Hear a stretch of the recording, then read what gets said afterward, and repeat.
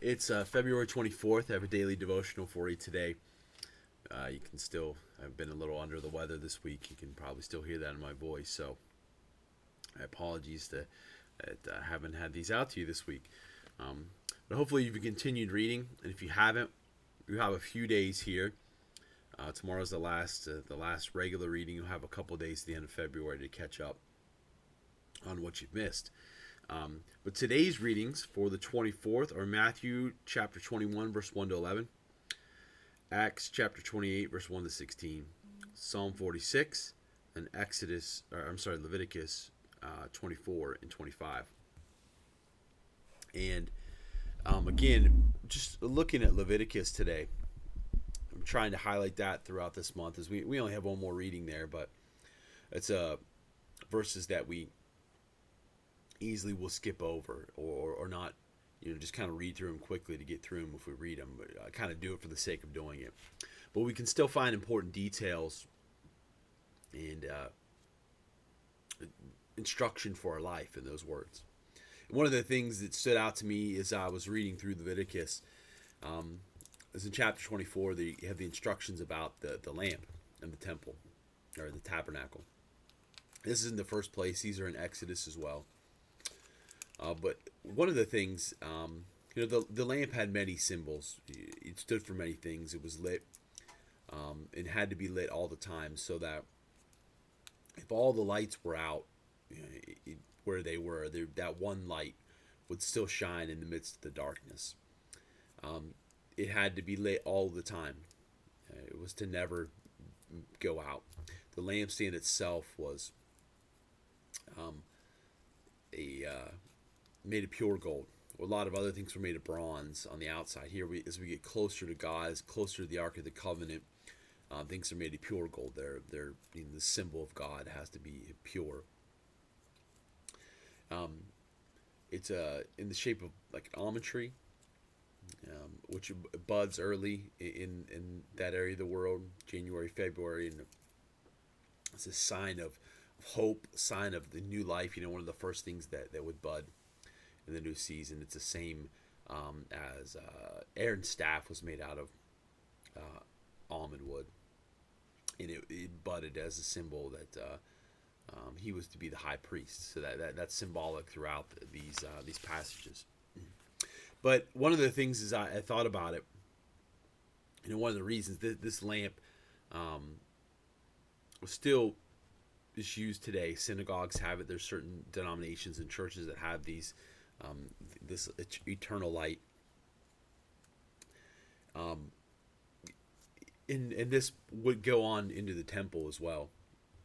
We're still in the tabernacle here. But it took continual care to keep that light lit. This is an oil lamp, and so oil would need to continually be ready and to be put in. As it goes into the temple later, there would be a priest that would stay up and would have to continually through the night put oil into it to make sure it never went out. So it wasn't like today where we could flip a switch. It wasn't like today where we can have a lamp that even has like alternative ways to power it, a generator or something, so that if the power goes out, it can continue. This was a lamp that you had to take certain steps. You had to continue to fuel it for that light to keep burning. And I think that's a good lesson for us as you think, how did that light burn all the time? Wasn't coincidence. It just didn't happen. It wasn't just a candle that would never really burn. The story of Hanukkah was about these lamps and how the Maccabees took over the temple and lit the lamp, but they didn't have enough oil, and so it took them 8 days, I think it was, and so it might be messing up part of the stories. That Maccabees isn't a great area of study for me, but God miraculously provides the oil for the lamp after that, and that's where Hanukkah's kind of centered around that.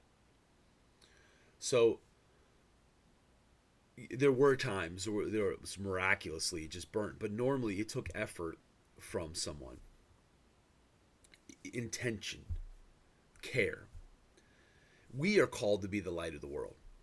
Scripture calls us to be that lamp. We're the ones who are to shine the light of God into the darkness. Jesus came to be the light of the world and lit that light in us.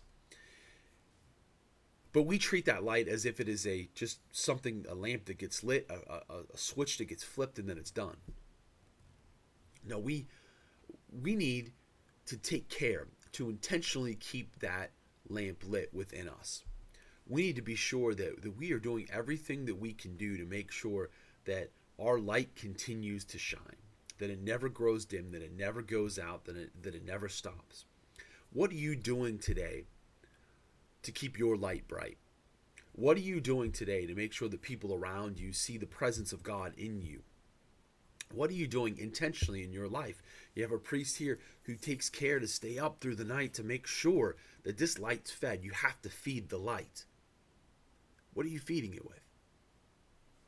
That light dims in you. It's not because the presence of God is gone. We start to look at our lives and ask, what darkness am I bringing into my life? It's dimming light. How am I covering up that light?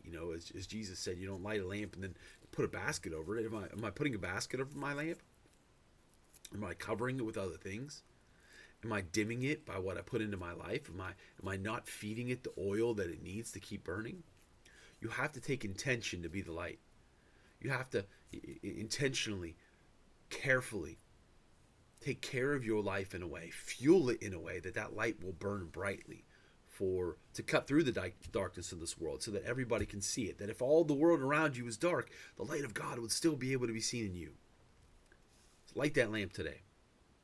Feed it with oil. Take care and intention to make sure it continues to burn. And may everyone around you see the presence and power of God in you because of what you've done day to day to make sure that you're fed by the Spirit